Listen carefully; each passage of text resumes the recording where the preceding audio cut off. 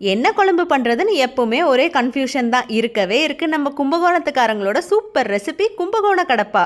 1 cup பாசிப்பருப்பு, 2 உருளைக்கிழங்கு, 1/4 spoon மஞ்சத்தூள் போட்டு 3 விசில் விட்டால் பூ போல் வெந்துடும். இட்லி, தோசை, சப்பாத்தி எது கூட வேணாலும் சாப்பிடலாம். அடி தூளாக இருக்கும். எங்கள் வீட்டில் இன்னைக்கு இட்லியும் கடப்பாவும் தான்.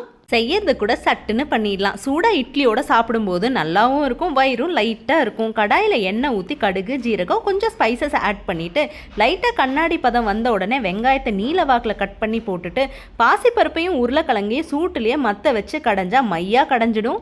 வெங்காயம் வணங்கினோடனே தக்காளி, கருவேப்பிலை சேர்த்து பருப்பை ஆட் பண்ணிவிட்டு தேங்காய், இஞ்சி, பூண்டு, கசகசா, பச்சை மிளகா, காரத்துக்கு ஏற்ற மாதிரி நம்ம மிளகா காரம் கம்மி தான், பொட்டுக்கடலை அரைச்சதையும் பருப்போடு சேர்த்து கொதிக்க வச்சு உப்பையும் பெருங்காயத்தூளையும் போட்டு பச்சை வாசனை போனதுக்கப்புறம் கொத்தமல்லி தூவி இறக்குனா சூடான இட்லி மேலே கும்பகோணத்து கடப்பா ஊற்றி சாப்பிட்டா சூப்பராக இருக்கும். இன்க்ரீடியன்ஸ் எல்லாம் ஃபஸ்ட் கமெண்ட்டில் பின் பண்ணுறேன், தேவைப்பட்டால் செக் பண்ணி பார்த்துக்கோங்க.